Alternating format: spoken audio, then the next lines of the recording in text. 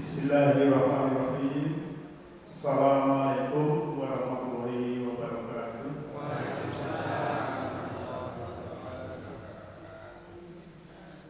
Alhamdulillah, assalatu wassalamu ala liyudhhirahu 'ala dinihi walau kariha al-musyrikun. Asyhadu an la ilaha illallahul malikul haqqul mubin wa asyhadu anna Muhammadan abduhu wa rasuluhu rahmatan lil alamin. Allahumma shalli ala Muhammadin wa ala alihi wa sahbihi ajmain. Ya ayyuhalladzina amanu taqullaha haqqa tuqatih wa la tamutunna illa wa antum muslimun. Subhanaka la ilma lana illa ma 'allamtana innaka antas alimul hakim. Rabbi shrah li sadri wa yassir li amri wahlul 'uqdatam min lisani yafqahu. Ibu bapak, para pisukur jamaah Masjid Baitur Ridwan ingkang dihormatan, kaum muslimin, kaum muslimat rahimahullah. Semoga kita tansah bersyukur kepada Allah Ta'ala bila dalu kalian beriki tasih pilihan kesehatan, kesarasan, keselamatan, kejujuran karena kasih sayang pun Allah. Ini kami syukur insyaallah kenikmatan lalu tansah dinanda saking Allah Ta'ala. Kaum muslimin, kaum muslimat rahimahullah, kembali izin pakai bahasa Indonesia karena ada anak-anak kalau bahasa Jawa mungkin kurang begitu paham, dan insyaallah kajian malam ini nanti kita upload. Saya memberikan tema yaitu atau topik ya yang sesuai dengan dikira tadi, titik awal sekaligus titik akhir. Namun sebelumnya sebagai prolog saya membukakan ayat dalam surat Az-Zumar ayat 18. A'udzubillahi minasyaitonirrajim. Alladzina yastami'una al-qawla wa yattabi'una ahsanah ulaika alladzina hadahumullah wa ulaika hum ulul albab. Yaitu orang-orang yang mendengarkan perkataan lalu mengikuti apa yang paling baik di antaranya. Mereka itulah orang-orang yang telah diberi Allah petunjuk, dan mereka itulah orang-orang yang mempunyai akal. Sahabat dan kaum muslimin, kaum muslimat rahimahullah, ternyata menurut ayat ini untuk mendapatkan petunjuk itu salah satunya adalah mendengarkan yastami'una. Yang didengarkan apa? Al-qaul, yaitu perkataan. Jadi gerbang hidayah itu dari telinga kita. Setelah itu kita akan mendapatkan pemahaman atau ilmu. Dan sebagai orang yang ingin mendapatkan hidayah Allah, itu harus syaratnya harus tawadhu. Tawadhu itu rendah hati. Karena ilmunya Allah itu diibaratkan air. Ya, air itu kan ada istilah ma'ul hayat, air kehidupan. Jadi air itu mengalirnya ke tempat yang rendah. Dari atas, ya, bukit itu mengalirnya ke tempat yang rendah. Nah, itu ibaratnya kalau kita tawadhu, kita rendah hati, ya, itu ilmunya Allah, hidayah Allah itu akan mengalir. Tapi kalau kita sudah sombong dulu, ya, kita sudah merasa besar, itulah nanti tidak akan mendapatkan air keras. Nah, dan ilmu yang kita dapatkan itu satu harus bisa, ya, membuka mata kalbu kita, bisa membuka mata nurani kita, bisa membuka mata batin kita, bisa membuka mata jiwa kita. Yang kedua itu ilmu itu harus bisa meluaskan wawasan. Jadi jangan sampai kita ilmunya tambah malah jadi sempit. Dan juga dengan adanya ilmu itu kita juga lebih baik budi pekertinya, lebih baik akhlaknya. Kalau ngaji terus tapi sukanya marah-marah, ngaji terus tapi masih membenci orang lain, masih ngerasani, ini namanya ilmunya belum bermanfaat. Dan juga bisa mendekatkan diri kepada Allah. Itulah ini. Maka kita mudah, insya Allah ilmu Allah itu akan sampai kepada kita. Nah ini seperti kalau saya, kemudian mari kita menginjak kepada topik. Ya. Sebelum kita bahas, ya, ada istilah demikian. Ada istilah burung. Burung itu waktu hidup memakan semut, ya. Tetapi setelah burung itu meninggal, burung itu mati dimakan semut. Ya. Ini ada istilah yang sebetulnya mengandung bahasa spiritual yang sangat luar biasa. Ya. Kalau yang besok, ya, versi yang terminggir itu mesti mangani itu, kalau semut dipangani. Tapi suatu saat, ya, burung itu umurnya habis, dia mati jatuh ke tanah, dimakan oleh semut. Artinya kan berhubungan. Ya. Nanti ya kita akan ketemu titik awal, titik akhir itu yang dimaksud apa nanti ketemu ya. Karena Allah sudah memberikan apa itu mau'idah ya. Ya al-masa ya Yohanes, qad ja'akum mau'idatun min rabbikum wa shifaa'un lima fi sudur wa hudan wa rahmatan lil mu'minin.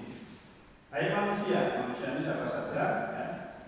Sungguh telah datang kepadamu pelajaran dari Rohmu, pelajaran dari Tuhanmu dan obat yang ada di dalam dada sebagai petunjuk dan rahmat bagi orang yang percaya. Jadi Allah sudah memberikan mau'idah hasanah. Mau'idah itu pelajaran, di mana pelajaran itu bisa menjadi obat yang ada di dalam dada. Nah, yang ada di dalam dada ini ada istilah dalam ayat yang lain itu kolbu. Kolbu itu beda dengan liver, ya. Liver yang ada di segumpal kaki ini, liver itu penyakitnya ya hepatitis A, hepatitis B, hepatitis C, sirrosis hati, sakit kuning itu livernya. Tapi kalau penyakit yang kolbu yang di sini, yang bukan di sini adalah penyakit jiwa. Ya, penyakit jiwa itu ya iri hati, marah, kecewa, sakit hati, dendam, ya suka ngomongin orang ini penyakit dalam dada. Nah, manakala ayat Al-Quran dipelajari kemudian ada uswatun hasanah dari Rasulullah, itu nanti akan menjadikan kita itu sembuh yang penyakit kejiwaan tadi. Akhirnya apa? Menjadi lemah lembut. Maka kalau Nabi Zakaria itu sudah tua, ya Allah saya sudah pulang saya lemah, tapi oleh Allah gagahkanlah jiwamu. Nah, caranya gagahkan jiwa dengan kelembutan. Jadi makin tua, makin lembut, makin santun, makin baik, itu nanti jiwanya kuat, spiritualnya kuat, walaupun lemah tulangnya, tapi semangat, masih bergairah hidup, menikmati hidup, tidak kompromi. Nah ini, mari kita lanjutkan ya, bahwa titik awal titik akhir itu nanti akan kita lihat seperti itu. Kemudian ya, Allah juga berfirman bahwa kita mulai dulu ya. Kita lihat surat Al-Hijr ayat 29. Ya. Fa'idha salaituhu wa nafaqtu fihi birruhi faqa'u lahu sajidin. Ketika aku sempurnakan dia manusia dan meniupkan padanya dari rohku, ya, rohku, lalu dia malaikat bersujud pada Allah ya, untuknya, untuk manusia. Tapi tafsir yang lain yang sujud itu adalah roh tadi. Jadi ketika kita sudah sempurna, ya, sebetulnya manusia ini kan dari diciptakan dari kasih sayang. Ya. Kalau sampai ada pertengkaran di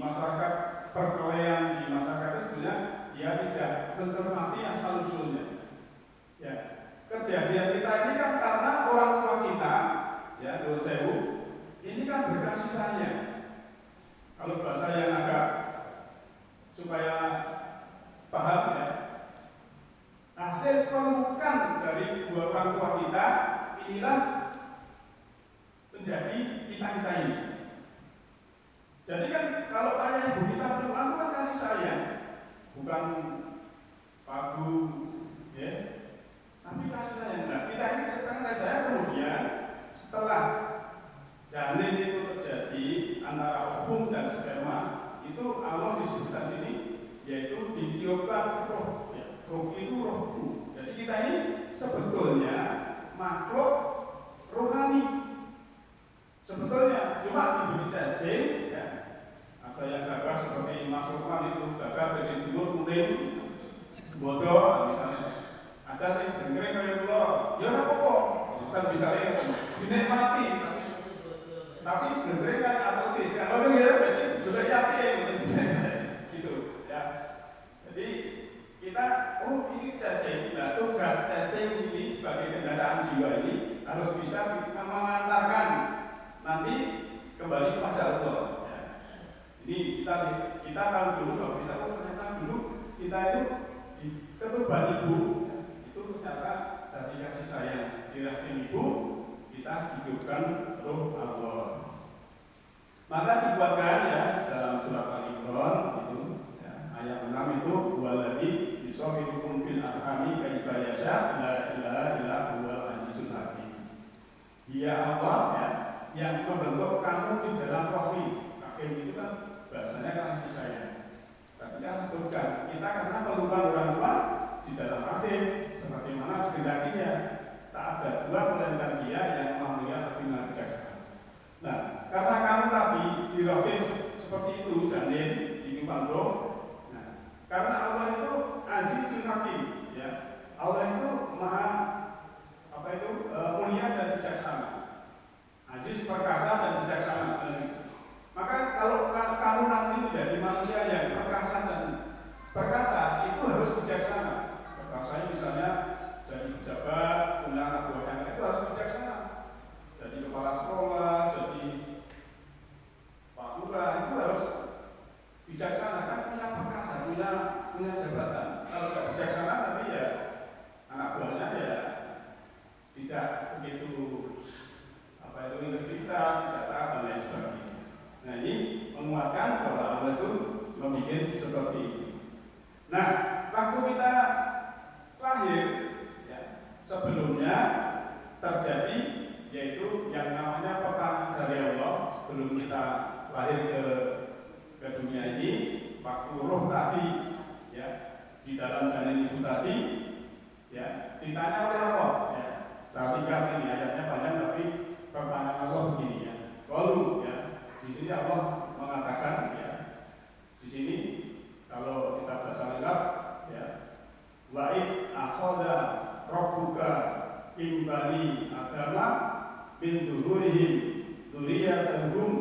duriyatahum wa ashadahum ala anfusihim ya.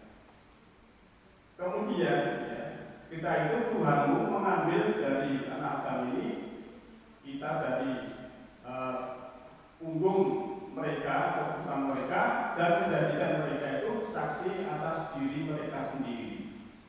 Kemudian pertanyaan Allah, alastu birobiku, apakah aku ini Tuhanmu? Jawabnya apa? Qalu bala syahida. Ya Allah, penjenengan roh saya benar Tuhan saya menyaksikan.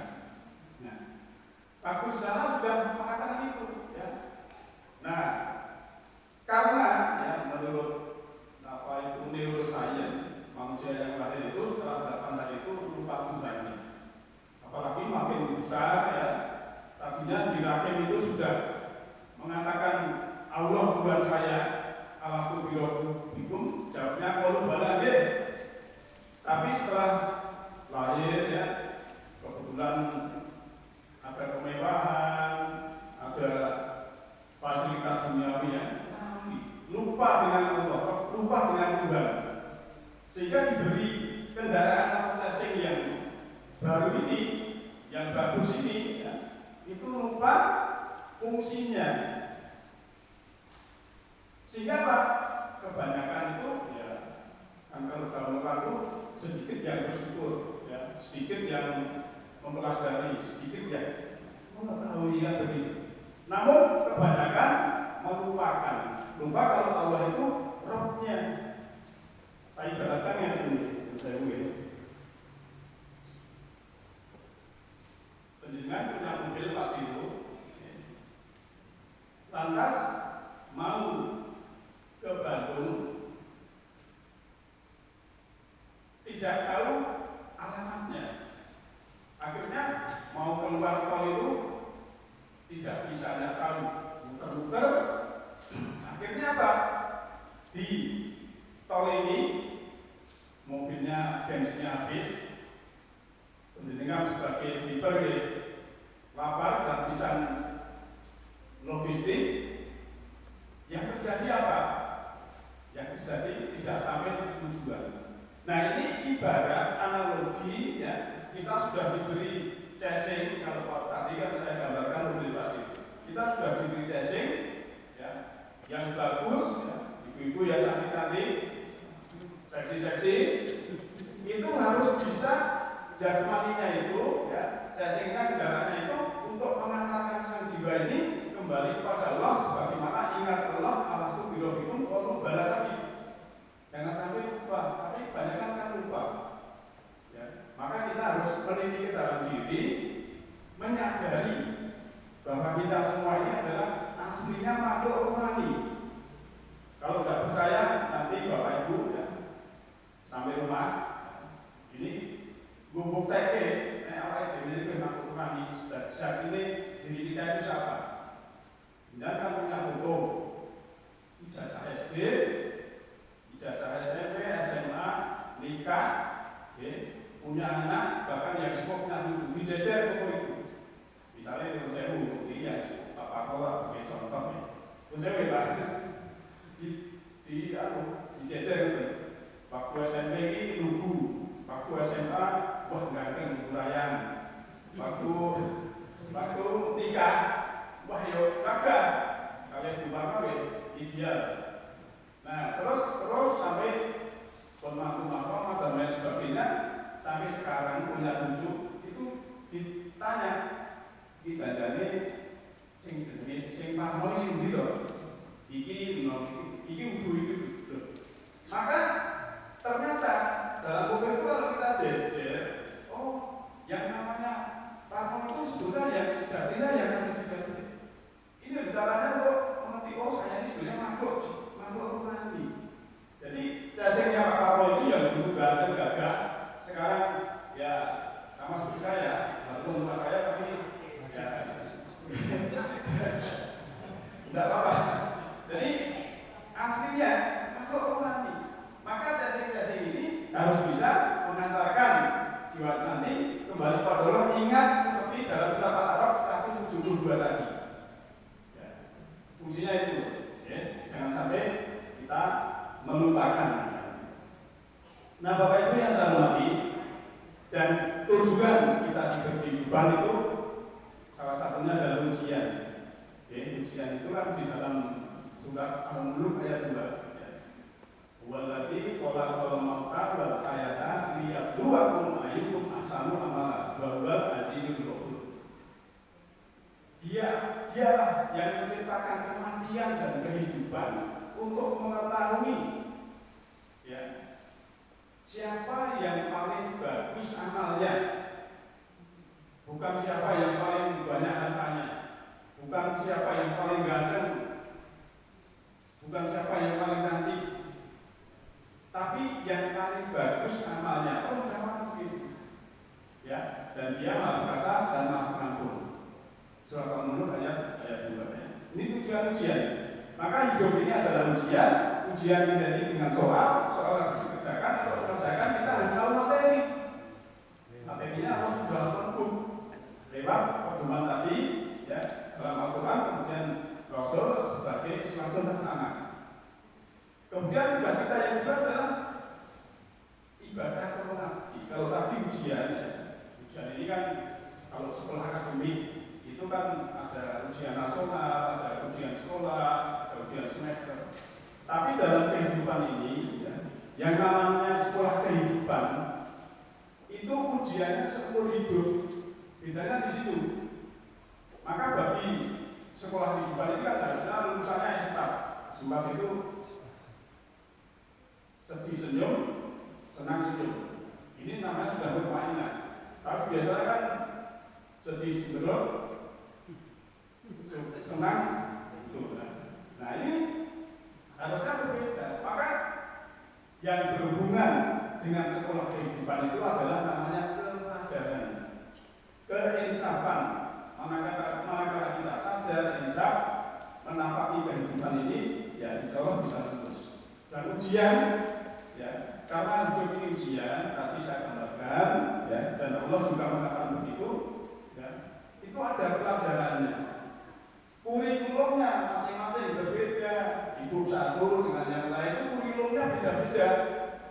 Ada salah satu ibu mungkin bapaknya galak, sing ibu lain mungkin diwarnai anaknya. Itu ujian. Sing ibu lain mungkin bapaknya Donjo Siti, ya. Sing ibu lain mungkin beda lagi. Tapi seberapapun, ya, pemberian nafkah dari suami harus diterima dengan bersyukur, gitu. Donjo Sasi berkerumpul tombol.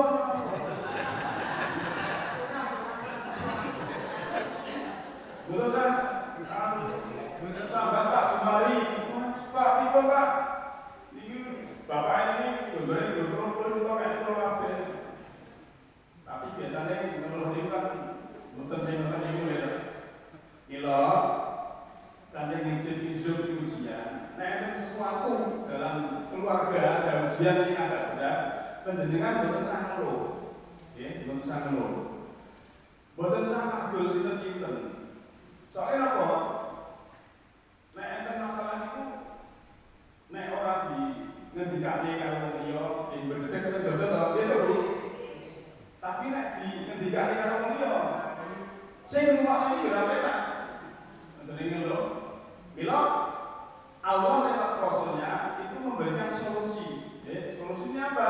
Ciri orang mukmin, ciri orang takwa itu adalah memaafkan. Ya, sudah paling bilang pas awal biasa dia kan memaafkan, nanti sudah dimaafkan. Ya, kalau sudah dimaafkan selesai. Soalnya nek kalau dia ngomong kayak mulia ada singgung ya ora enak kan gitu. Nah, itu ujian, kita menghadapi ujian seperti itu. Yang dicari perbuatan yang kita yang baik.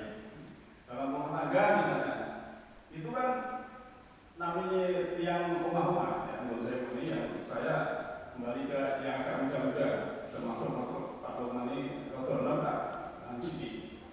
Nah, yang rumah tangga, ini ada konflik, ya. Biasanya istri bilang ini, itu tidak usah dikasih solusi.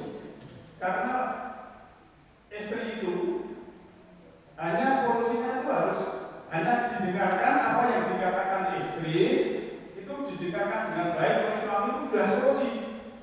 Tapi nanti kalau dinasihati malah lagi, sudah dengarkan saja, nanti istri ini sudah puas, habis selesai masalahnya. Kebalikannya ibu-ibu, nek bapak punya masalah, orang usah nasihati, ya.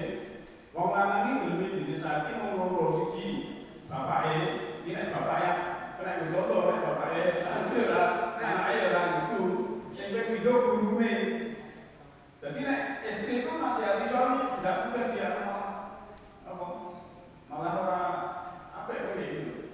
Jadi orang itu nasihat dulu dan orang tua cuma itu saja. Oke. Nah, maka kalau suami punya masalah di sini, ya istri tidak usah memberikan nasihat, nanti suami akan menyelesaikan diri karena karena dia mampu. Nah, itu tujuan diberi kehidupan ujian. Yang kedua adalah ibadah mengabdi, ya. Ibadah ritual, kemudian ibadah mahdoh, beribu mahdoh. Ini ada kaitannya, ya. Maka banyak sekali, ya, Nabi mengatakan dalam riwayat itu kan, ya, mengkana yu'minu billahi wal yawmil akhir, Falyukrim doifa, falyukrim jaroh, falyakul khairon, awliyasku. Kalau kamu beriman kepada Allah dan yakin, hendaklah kamu memuliakan tamu, memuliakan tangga, berkata yang baik atau diam. Sehingga kamu belum beriman, kalau tetanggamu itu kelaparan, kamu makan kenyang. Nah, ini artinya kan parameter iman itu ada hubungannya dengan ibadah sosial, bukan hanya berapa rakaat di masjid. Akhirnya apa? Oh, ternyata ada hubungannya dengan sosial. Maka kalau kita lihat di sini sudah bagus, biasanya ada basnas dan lain sebagainya. Itu yang berjalan seperti itu. Saya juga di situ di sana. Di daerah saya itu ada warga yang masih muda tapi sakit, tidak bisa kerja. Pengajian sekali-kali saya kumpulkan uang, dikumpulkan hari ini untuk membantu itu. Itu namanya ibadah sosial atau agama itu praktikum, bukan teori, bukan informasi. Maka kalau UNESCO itu kan memberikan 4 pilar pembelajaran. Yang satu adalah learning to know, belajar memahami. Yang kedua, learning to do, belajar mengerjakan. Yang ketiga, learning to be, belajar menjadi. Yang keempat, learning to live together. Nah, jadi setelah paham, kemudian dijalani, kemudian setelah jalani kan secara kolektif, kemudian menjadi tahu akibat, kemudian tiap hari dijalani menjadi orang yang baik, kemudian akhirnya live together ini sudah bersama-sama menjadi rahmatan lil alamin bersama-sama. Nah ini kan Islam juga begitu, dalam agama bukan teori, bukan. Maka Islam ini adalah dalam agama ini pengalaman. Rasul itu kan mengalami dulu. Nabi Muhammad itu juga dulu, baru menyampaikan. Ya, tapi kadang kita ini merasa soleh. Sholatnya dari kecil, Nabi Muhammad malah sholatnya memberi. Ya itu kan kita merasa soleh. Padahal ya itulah memang pelajaran. Nah oleh karena itu maka Bapak yang saya hormati, ibadah ritual itu harus kita implementasikan di dalam kehidupan bermasyarakat. Misalnya tadi naik masjid, naik rumah, gawe ini kita dulu tujuannya jenengin kan terus ia memisah itu, ya namanya tidak meresapi, tidak ada kesadaran itu lagi.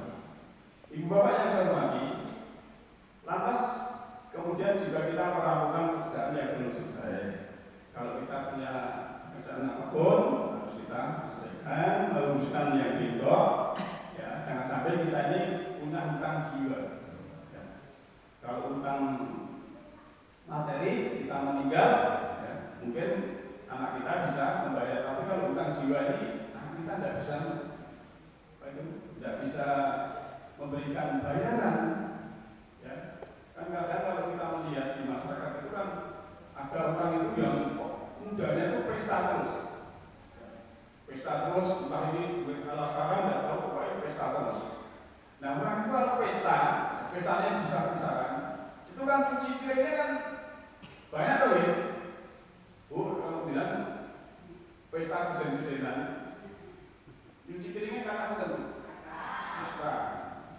Dan itu kan, nah cuci piringnya itu barang wis tuwa karena uang korupsi, orang ini dimangan kok pesta terus. Nah barang tuwa ini cuci piring, cuci piringnya apa? Ya mungkin melakukan sikile telu atau yang lain sampai bertahun-tahun, ini namanya cuci piring. Makanya kita jangan sampai waktu muda itu pesta yang bukan hak milik. Ini namanya kita bisa merampungkan yang diimpor. Kemudian membayar hutang jiwa ini tadi sudah saya sebutkan. Ya. Oleh karena itu maka Bapak Ibu sekalian, kita tadi saya sebutkan juga dalam surah Al-Baqarah ayat 7 ini korelasi dengan surah Al-Mulk ayat 2 tadi.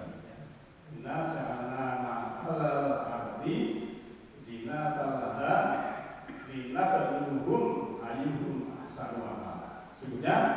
menjadikan apa yang di atas bumi sebagai perhiasan baginya agar kamu uji mereka siapa dari mereka yang lebih baik. Jadi untuk ujian yang lebih baik itu amalnya. Yang dicari adalah amalnya. Dan yang namanya pengetahuan dari Allah itu memberikan petunjuknya itu bertingkat-tingkat. Saya memiliki seorang ibu punya anak mahasiswa, kemudian SMP, kemudian TK. Mau ditinggal ke kantor, memberikan sarapan. Pasti nasinya ini naruhnya bukan paling atas, pasti paling bawah. Supaya apa? Yang TK bisa mengambil, yang SMP bisa mengambil, yang atas juga bisa mengambil. Inilah bijaksana. Allah juga begitu. Jadi petunjuk Allah itu yang berhubungan dengan wahyu, apalagi Al-Quran, itu bisa dipahami orang awam. Asal dia tadi syaratnya juga rendah, menengah juga bisa. Yang lebih tinggi astronomi misalnya, ya. Saya contohkan misalnya dalam surat 16, surat An-Nahl, ya, ayat 79, itu kan Allah sudah mengatakan, apakah kamu tidak memperhatikan burung yang terbang di angkasa? Oleh diartikan itu. Siapa yang menahan itu? Tidak lain hanyalah Allah, kan begitu. Tapi bagi yang ahli astronomi, ya, mungkin ahli falak, ya, atau ahli kosmologi, ya, mengerti alam semesta ini, oh ternyata alam semesta ini kalau kita lihat di atas bukan hanya burung, karena dia tahu ternyata tata surya kita ini dari matahari, ada Merkurius, Venus, baru bumi, lantas Mars, Jupiter, Saturnus, Uranus, Neptunus, ternyata ini tata surya. Nah ini kalau masuk lagi, masuk galaksi, hanya satu titik bintang, masuk lagi super cluster misalnya, masih. Ternyata semua ini benda-benda gas. Bahkan ternyata Jupiter itu 318 kali bumi, lebih gede. Siapa yang menahan? Ternyata Allah. Nah maka terjemahan yang sini ini bisa kita pakai karena disesuaikan dengan kecerdasan dan peradaban manusia. Masuk kita menemukan hilal, tidak usah kita lihat mau sholat lihat matahari, tidak bisa. Maka kita dijadikan umat Wasatho. Ya, di Arab sana kan umat Wasatho. Jadi orang yang ditutup itu sudah mengikuti umat Wasatho itu sudah tahu, tidak usah pakai matahari tapi pakai jam. Kalau pakai matahari ya mataharinya 6 bulan sekali akan baru lihat. Inilah teknologi yang seperti itu, sebagaimana Allah sudah mengatakan ya, dalam surah 38 itu surah Shaf ayat 88 itu kan indua ila dikulil alamin. Tidaklah Al-Quran itu, sebenarnya Al-Quran itu adalah peringatan untuk semua alam. Wala naba'ahu ba'dahin, ya. Wala ta'lamuna naba'ahu ba'dahin.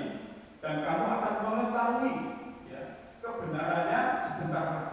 Aku Nabi sebentar lagi, nanti sekarang sebentar lagi. Itu artinya apa? Allah memberikan ilmu itu disesuaikan dengan kecerdasan dan peradaban manusia. Kalau menurut saya, kalau mbah yang sepuh itu mungkin kalau ke mall cerdak lama kok mengunjungi di sini kok kan begitu kan. Padahal ini beroptik, kalau yang tahu ternyata manusia itu punya unsur listrik, kemudian radiasi sesuatu itu, nah inilah yang menemukan manusia. Dulu mungkin tidak tahu. Nah, oleh karena itu ya kita jangan sampai yang teknologi itu kita menutup mata. Itu harus kita terima, dan itu perubahan Bapak sekalian. Mungkin kita kalah dengan anak-anak kita yang saat ini teknologinya sangat maju luar biasa. Bapak yang saya hormati, sekarang kembali kepada tadi titik awal dan titik akhir. Titik awal dan titik akhir.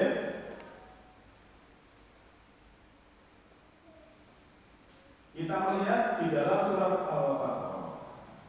Surat Al-Baqarah ayatnya 156, ini saya tunggal ya. Kan kalau ada orang meninggal, ibu ketika roh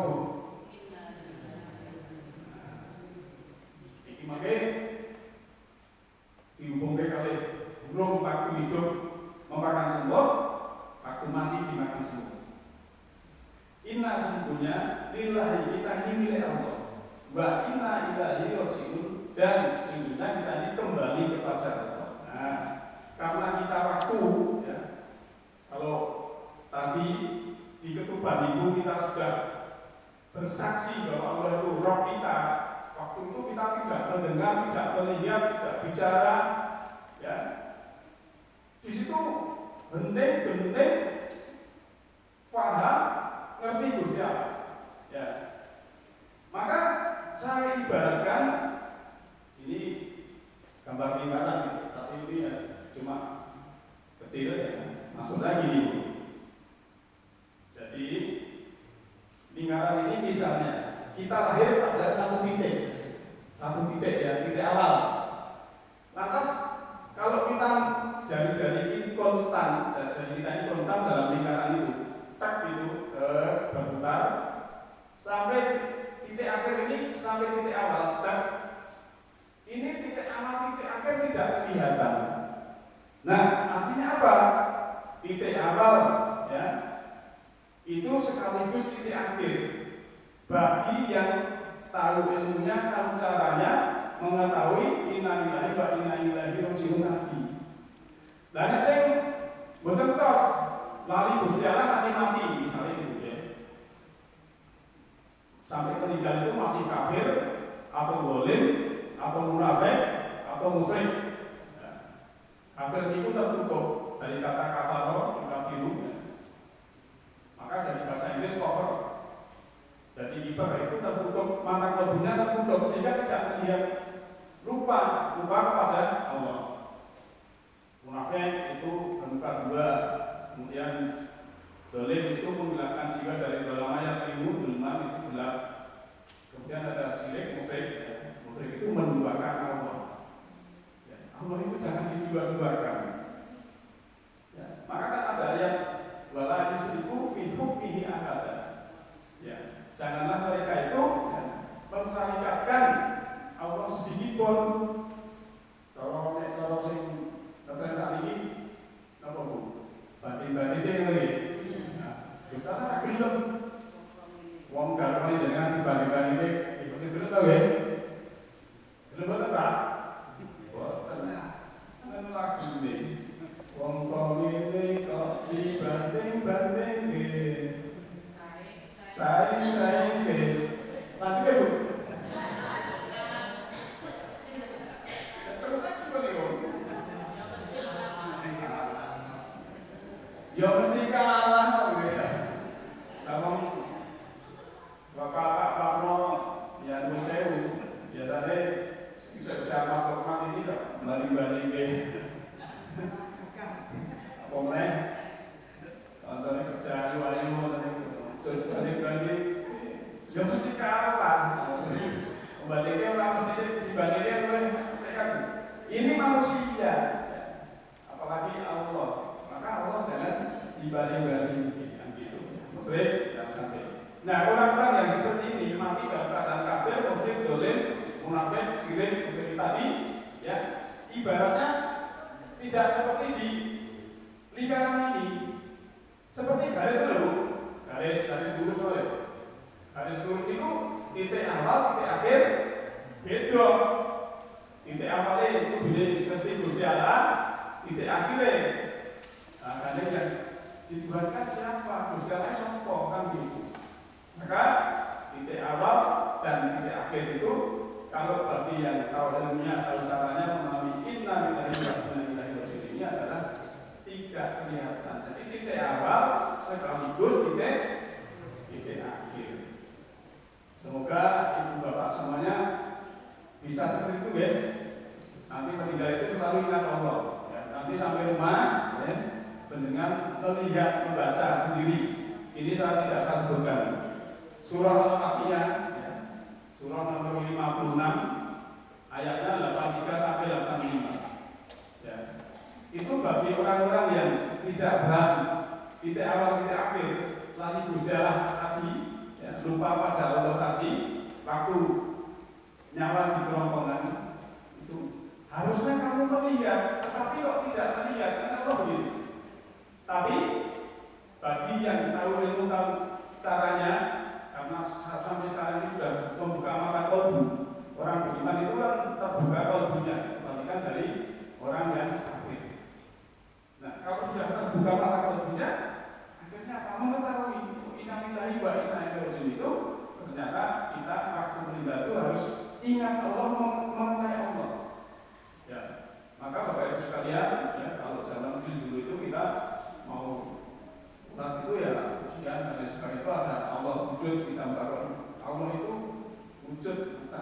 wal awalu wal akhiru wal dhahiru wal batinu. Nah, ini kita pahami. Kalau kita mengenal Allah, ya, kita akan menjadi orang yang, dan syaratnya karena Allah itu Maha Pengasih Penyayang. Ya. Dalam Al-Quran surat Al-Fatihah itu dimulai dari basmalah Bismillahirrahmanirrahim, dan 114 surat itu yang tidak pakai basmalah cuma surat nomor 9. Artinya apa? Bahwa Allah itu Maha Pengasih Penyayang. Mahal loh ya. Jangan saya mau kalau ibu nanti gajah bayi ya. Iya. Bayi ini ku film coklat lembut we. Ora tega orang ya. Dilai pipis di suteni, luwe di bulan, nangis di gendong. Loro we nek iso. Nduk ning mbok sing loro ibuke wae. Coba kan apa ya? Saking apa pengasih, penyayang kali anak. Lah Allah ini maha pengasih, maha penyayang. Artinya melebihi itu tadi.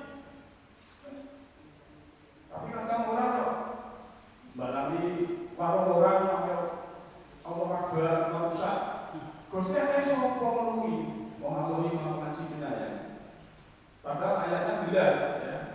Inna rabbaka ahata binas. Sesungguhnya Roh Tuhan itu meliputi segala manusia. Kalau kita memahami itu ternyata tiap-tiap manusia itu diliputi Allah, kita tidak boleh merendahkan, tidak boleh memusuhi, tidak boleh menghakimi. Yang ada itu hanya kasih sayang. Maka dengan kasih sayang, insya Allah kita nanti kembali pada Allah di awal ini pas. Maka kuncinya husnul khotimah, ya, ingat-ingat ada 3 carikas dalam Quran ya. 1, kita memberikan pelayanan atau amal soleh. Waktu kita sehat itu melayani warga, masyarakat, orang lain. Yang kedua, kita harus memaafkan. Jangan sampai kita musyawarah maut masih punya dendam sakit hati. Ya, harus ada pemaafan. Yang ketiga adalah kasih sayang. Kalau kita waktu meninggal sudah ada kasih sayang, ya, waktu hidupnya kita berkasih sayang, ya, belas kasih dan lain sebagainya, insya Allah kita husnul khotimah. Tapi kalau waktu hidupnya tidak melayani, tidak amal soleh, tidak amal soleh, ya, kemampuan eman-eman, terus masih ada dendam, sakit hati, kecewa, lantas juga tidak ada kasih sayang, malah adanya kebencian, ya, menurut saya tidak bisa dikatakan husnul khotimah. Nah, semoga yang sedikit ini ada manfaatnya. Sebelum saya tutup, mungkin ada komentar atau pertanyaan. Saya beri waktu masih menit ini kan sudah jam 12. Monggo. Kalau tidak ada, saya tutup saja.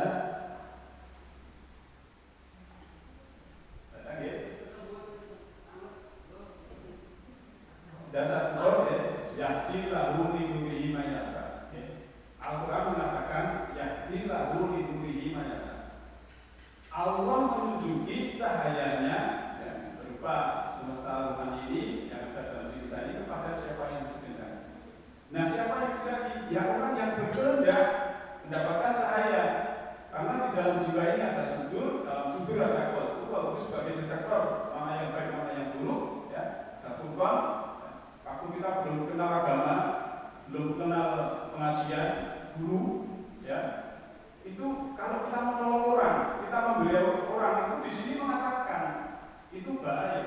Tapi kalau kita mencuri, kita ngaku sini mengatakan itu guru, itulah tujuan atau yang di sini. Maka di dalam lagi ada kitab di situ ada ilahi, cahaya ilahi yang bisa mencerahkan kita untuk berjalan ini sebagai makhluk rohani.